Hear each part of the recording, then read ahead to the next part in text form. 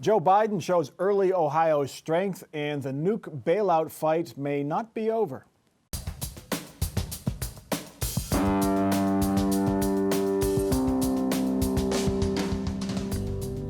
Joining us on Columbus on the Record this week, Jackie Borcher, Columbus Bureau Chief for the Cincinnati Enquirer, Joe Ingles, State House reporter for Ohio Public Radio, Dale Butland, Democratic strategist, and Bob Clegg, Republican strategist.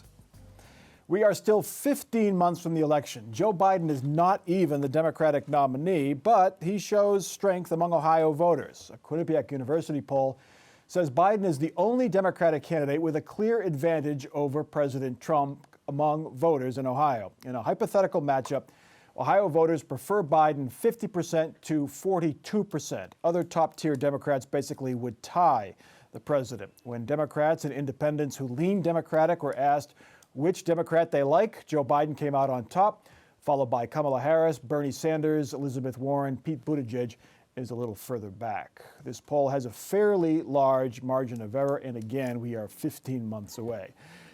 But Dale Butland, you have not been terribly excited by Joe Biden as the nominee. Does this get you more excited? Well, that's not true. Actually, I've been a Biden supporter. Okay. And I think I thought his age gave you pause, no? Well, it does. We can get to that in a minute. But for the moment, I think what's important here is not just this poll that shows Biden beating Trump in Ohio. Virtually every national poll, including the Fox News poll, shows Biden beating Trump in all the swing states. Yes, it's early. Yes, a lot of this may be name ID, but I think that what these numbers put together reflect is there's a real hunger in the country for an end to the constant chaos of Trump and a return to some sort of normalcy and sanity. Bob, the name ID plays a role here, for sure. But Joe Biden is your blue-collar guys who can get back the working-class vote in the Rust Belt states. Yeah. Is that what's happening here? Well, no, I don't think so. I mean, at this point in time in 2015, Hillary Clinton was ahead of Donald Trump by 5-6 points. So in the same neighborhood. There's a big difference between now and a year from this November when the actual election occurs. In fact, in 2016, President Trump never really went ahead in Ohio to the middle of October before the election. I mean, literally 3 or 4 weeks. So we got plenty of time. Plus, let's face it, Joe Biden, great guy, big gaffe machine. I can't wait to go down memory lane to talk about the joys he had with the segregationist Democrat senators. I mean, something like that, you know, could pop out at any moment. And he's with Trump, who is also a big gaffe machine, you know. So. And is hanging out with the segregationists now. I did not say that. The other Democrats basically tie the top tier ones, Sanders, Warren, Kamala Harris. What does that tell you, Jackie? I mean, it basically mirrors a lot of the national polls, and I think that's because a lot of the coverage of the race so far has been on the national basis. A lot of these candidates have not been spending time, none of these candidates have been spending a lot of time in Ohio. This was the first poll, though, where we got kind of a pulse on Ohio as opposed to other states, and that's why, you know, the state's media organizations paid attention to it. But it's really just, all these polls are just a snapshot.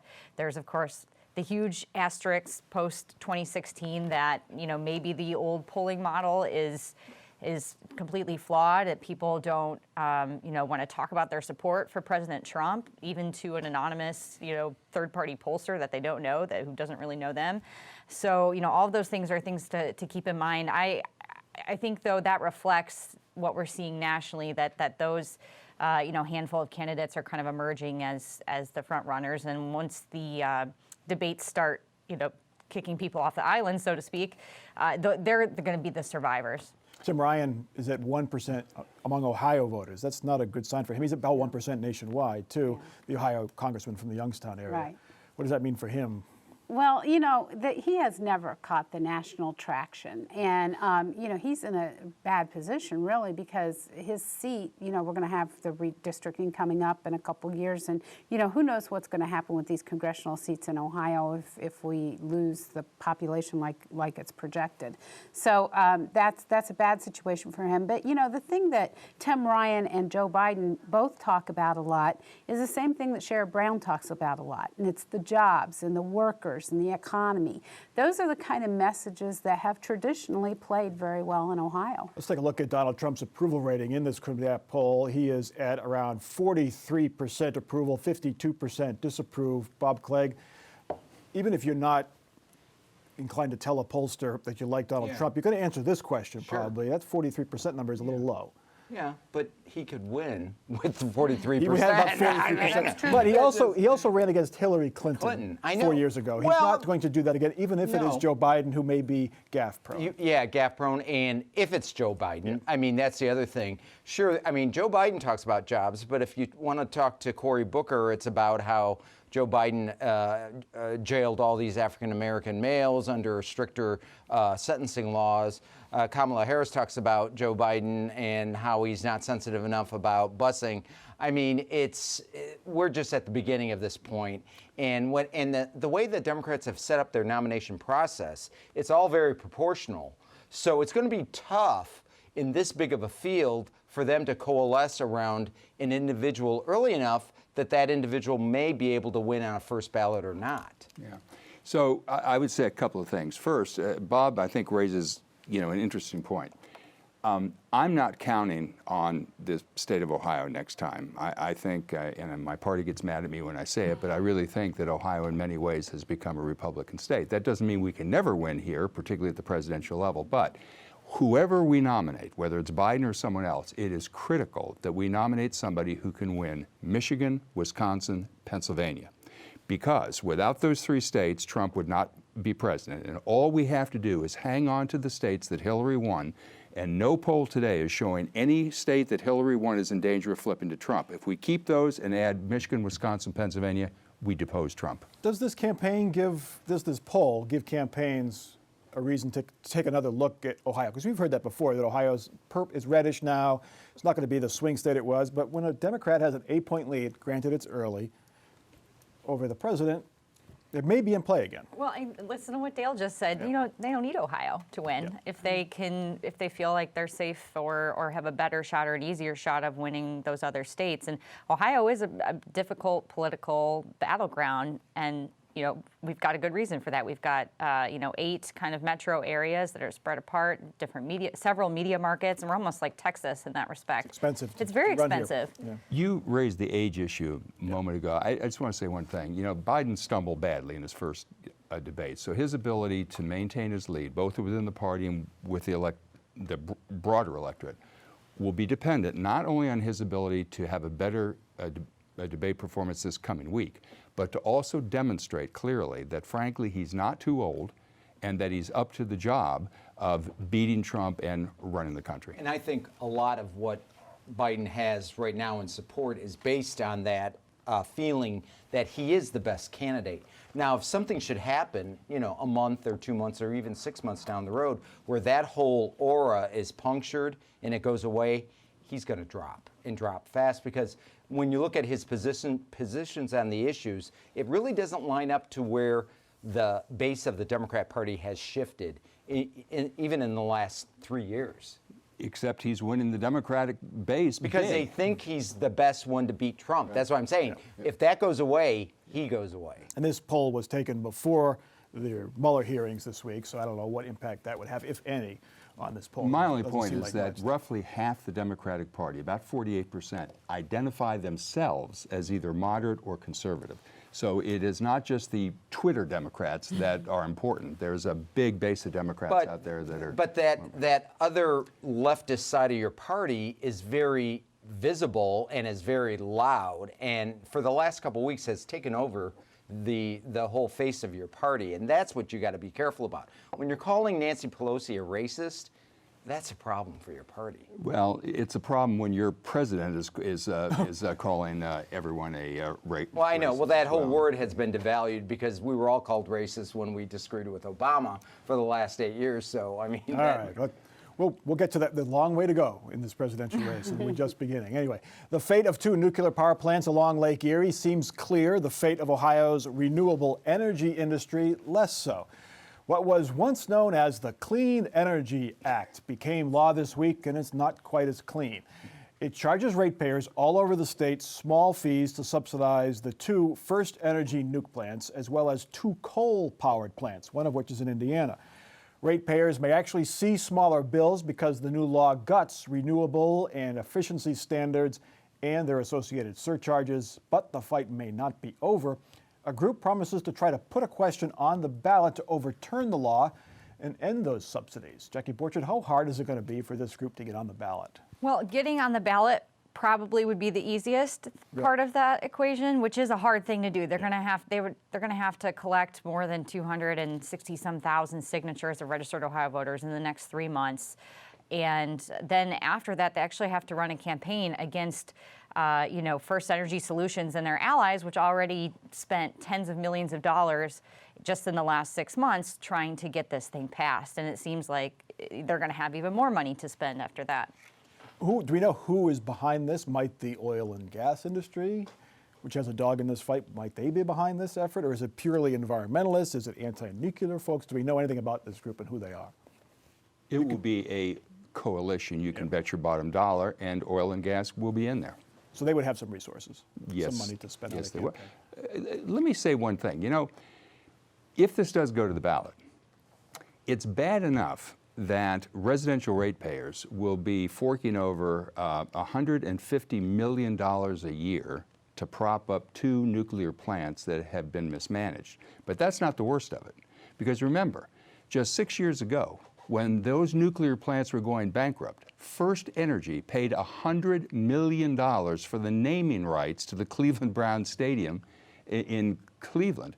So since First Energy will be recouping all that money in the first year that this bill is in existence, I have a suggestion. Maybe for 1 year, maybe we can call it, instead of calling it First Energy Stadium, maybe we can call it Ohio Ratepayer Stadium. Well, technically, First Energy won't be reaping the money. It'll be First Energy Solutions, which is the nuclear subsidiary that was spun off as part of this bankruptcy issue. And that's really the key issue, I think, in this whole thing. First Energy Solutions said they had a June 30th deadline where they needed assurances from lawmakers. They needed a bill passed, and that just came and went. And then they were saying, well, we can wait another 7 days or 14 days or however long it is. And the real deadline is they're trying to satisfy their creditors and try to get out of this bankruptcy dealings, which they've already had a plan, at least one plan rejected. And getting $150 million a year from the state through a law that's been signed by the governor is a pretty good assurance. Renewable energy folks, they're not too happy about this. No, What's their future in the state? Well, this kind of guts all of the things that were in there to make sure that the renewable industry comes up, gets going its feet, gets going. And, one of the things that we constantly hear from businesses, is that they don't like it when the government is moving parts around on them, that they like reliability, they like consistency. This is taking the energy policy of the state, basically throwing it up in the air and moving all the parts around again. So for those renewable energies that have been trying to plan a long-term strategy as to how they're going to do things, this is huge. Bob, these mandates, the renewables and the efficiency mandates have been in place for about 10 years. Yeah. Have they gotten on their feet in those 10 years? Can this market, can this industry survive without the mandates, without the standards? No, I think it's going to be tough for them to actually survive without the mandates. I think the mandates forces, companies and government to go more into renewables. However, I think this whole issue, it's going to be really tough to upend this law because when you look at it, number one, consumers will pay less, and it's about jobs. And that's going to be the main message for the proponents to keep it is jobs, and you're paying less. And, that's Yeah. a pretty good message to voters. Yeah, well, the problem is, though, the renewable energy sector over these 10 years, it's been wildly successful. We have 100,000 jobs in this state versus the 4,000 jobs that are at these two plants.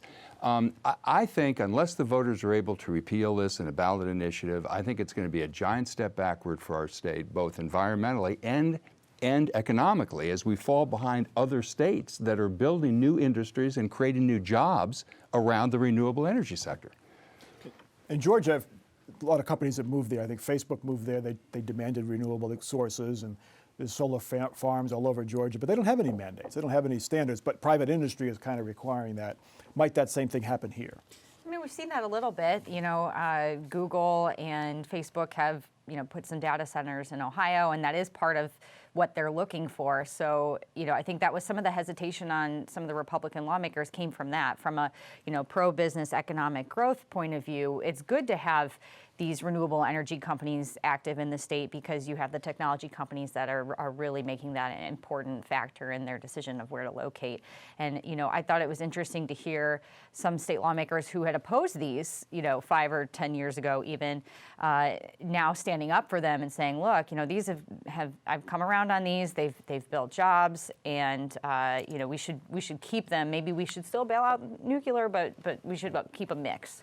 Is this it for these plants? Like this sunsets, I think, in 2027. So this is it. The lawmakers say, "We'll help you now, but in 8 years, no more. Sure, Mike. We're not going to do it." They're done. They're never going to keep I bet that's how it goes. No. Yeah, that's the way it works. As long as the industry keeps kicking in campaign contributions, remember, Speaker Householder and his allies got just shy of $1 million in campaign contributions from this company just over the last election cycle. All right. Speaking of subsidies to private business, Columbus City Council once again is letting go of a prime short north piece of real estate below market value and providing tax breaks to the developer. Council okayed selling the North Market parking lot to a developer who plans a complex that includes a 26-story tower, apartments, office space, hotels, and retail space. Real estate experts put the value of the city-owned land at up to $18 million. The developer will get the land for $0, but the developer will pay $300,000 a year to the North Market to make up for lost parking revenue. The city will also grant the developer property tax breaks, and the city will pay for infrastructure improvements near the site. The city argues the package is necessary to keep the North Market open and thriving. Bob Clegg, you're a free market guy. Yes, I am. Is that a good deal, do you think? No, it's not. Hey, I'm all for helping business and creating jobs and all of that. I'm really into it, okay? But you know what? The purpose of these tax incentives is to go into areas like, let's say, the west side around the casino here in Columbus. And let's try to build that up. And you're going to need some tax incentives for areas like that, or maybe the east side of the city where you're trying to get more businesses to, grocery stores and others to locate. But when you're talking about one of the hottest areas of the city of Columbus, and you're basically giving it away, that's just poor management. In a business world, you'd be out. Well, as evidence, as proof positive that a blind pig finds an acorn once in a while, Bob's right on this. The truth is, look, sometimes incentives are necessary, but as Bob says, this is one of the hottest real estate areas in the entire city. Yes, it's true that they're going to give the city the $300,000 a year the city now gets from parking revenue, and there will be some income tax increases from the people who work in that tower. $2 million a year. Yeah, but it seems pretty obvious to me that the city can cut a better and more lucrative deal, and in any event, I think they have an obligation to try. Developers, the tower itself is controversial. It's 26 stories. The Short North You wouldn't even be able to see the North Market. did have a height restriction on up. some blocks. Yeah, is the North Market's an iconic part of the city? Is it worth, doing something to make sure that we save that as it is right now? Well, there are some problems with the North Market, and everyone knows that because the North Market itself has said, we need to make these changes, we need to update, we need things.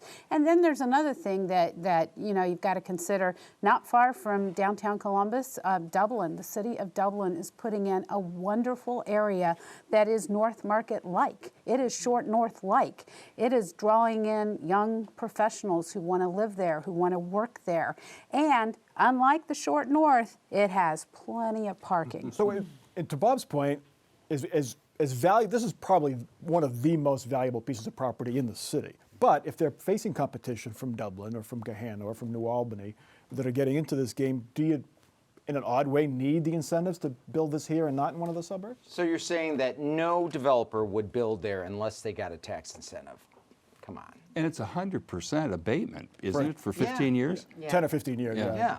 I mean, that's ridiculous. In the North Market, sure, it's struggling, but do you really need to build a 26-story tower next to it to save it? I mean, there's got to be other ways. Could be 24. 24 stories and then pay a little more for the land. Deal. All right. Opponents of the Columbus ticket tax have hit a snag. The Franklin County Board of Elections says they failed to collect enough valid signatures of registered voters to put the tax in front of voters on the November ballot. Even though they collected some 22,000 signatures, ticket tax opponents fell about 300 signatures short of the required number. Opponents vow to try again, but they have to start from scratch, and they only have about 2 weeks to do it. The deadline for November's ballot is August 7th. Joe Ingles, how uncommon is it to collect twice as many signatures as you need and still not meet the minimum requirement? Well, actually, it's not as uncommon as we think it is. If you look at it on the statewide level, where I'm most used to looking at things, a lot of times there are a lot of signatures that are collected that are just junk signatures, especially when you've got paid signature gatherers, and I'm not picking on any particular company or anything, but we have seen a couple of efforts where there have been mostly volunteers getting the petition signatures. One was when we had the smoking ban. Another was the We Are Ohio thing. They had a lot of just teachers and firefighters, police officers out there getting these petition signatures. When there's a mass of people behind something and they're really motivated, they tend to do better with getting valid signatures than those paid petition gatherers. However, this is huge because that's a lot of signatures to throw out. This is an epic failure. I mean, the rule of thumb is when you hire a firm to do your gathering, the error rate or the invalid rate is somewhere between 25–30%. This was 52%. I mean, this was really an epic fail. And I think the question now is, look, they don't have enough time. 2 weeks is not going to happen. They could also, I suppose, challenge the ballot board's decision, but that goes to the Secretary of State, and he's unlikely to overrule the Franklin County Ballot Board. So I think realistically, their only realistic shot at this point is to go to the March 17th primary ballot. Which will have a decent turnout. We're assuming that the Democratic presidential race is still in flux. It's hard. The signatures, it's hard, especially you think about the city of Columbus. I'm a Columbus voter. Well, they might live in Clinton Township or Blendon Township or Norwich Township or just over the line in Hilliard, so you're not a voter. Is it that hard? Yeah, I think that is a challenge with a local initiative, especially in a metro area. When you do a statewide initiative, they have to be within the county, and that where you're collecting them, and that's hard too, especially if you're collecting at like the state fair or some other big event where you're drawing people from a greater area. But I'm sure that you get asked when you're at the library, are you a Columbus voter? And a lot of people probably don't know, and they're like, sure, and I'll sign this, and they end up not being a Columbus voter. And because the ticket tax affects people who don't live in Columbus, they might say, yeah, I'm opposed to this and sign it. And sign it and think they're somehow going to affect the system. I hope that people do have a chance to vote on it, because once again, I'm big on letting people decide for themselves whether they want this or not. Now, I personally believe, if you're going to do a ticket tax and not have the people approve it, then let's look at where the money's going. I mean, I'd much rather see money from this ticket tax going to either try to solve homelessness or increase funding for Moms2Be and Celebration One, which is doing infant mortality stuff on the east side. I mean, let's get our priorities straight here. But you don't like this either. It's basically a user fee for folks who it's supporting the arts organizations that you're buying tickets to. It's supporting the Nationwide Arena. And I don't say they don't have a right to do this. They do. I would have liked to had voter approval of it. Now, I don't think they do, and the people in the city who did it, because I think they're worried about it. But what I'm saying is, if you're going to do it and you're going to impose a user fee without any voter approval, then let's get our priorities straight. Is this worth the fight Dale, for like if you went to the Clippers this weekend, say you went to Clippers Monday night, it would cost you $1.50 extra on your ticket. So you'd get one less dime a dog. Yeah. Or 10 less dime a dogs, I guess. Yeah. Personally, I think when they redid the proposal, I think they made it good and better, and I support it now. And frankly, I do think that Columbus, we are now the 14th largest city in America. We just passed San Francisco. We do need a vibrant arts community here. And I see nothing wrong with doing a user fee. If people don't want to pay the user fee, they don't have to go. They don't have to patronize the arts or go see a hockey game. All right, let's get to our off-the-record final parting shots. Bob, you're up first. In Delaware County, this week we saw something you don't see often. We have two public officials, Liberty Township trustees Melanie Lenahan, Mike Gepperlein, a trial being held for malfeasance in office. And over 4,000 citizens signed a petition to cause the hearing, and it's continuing on. Drama. Dale. Nancy Pelosi is right. Nothing is more important than removing President Trump from office, but we're not going to do it through impeachment. Just 32% of the voters favor that, and the Senate, the GOP-controlled Senate, will never vote to convict him. So instead of wasting our time on something that won't happen, because remember, we not only have to beat Trump, we have to hold the House, we have to take back the Senate. We need to focus on things that people care about, like health care, immigration, and building an economy that works for everyone. Joe. We're starting to see the farmers really hurting, and we're starting to see some of the effects of that. I think as we go into the next month and the month after that, we're really going to see it when we start seeing the later crops come in. And Jackie. Well, this week we got a glimpse of what some of these abortion lawsuits might cost the state if the state ends up losing. There was a 2004 case that surfaced in the Sixth Circuit Court of Appeals where Planned Parenthood is seeking close to $400,000 just for legal work through a preliminary injunction. And, you know, Ohio has a handful of other lawsuits pending, so we'll see. Correct. Peloton is this weekend. We've seen the bikers out on the trails and on the roads all summer long getting ready for the scores of miles they will pedal this weekend, all to fight cancer. So good luck to all of them, and congratulations for all the money they've raised. That is Columbus on the Record for this week. Check us out online, Facebook, Twitter, and you can see each episode on demand at our website, wosu.org/COTR. For our crew, for our panel, I'm Mike Thompson. Have a good week.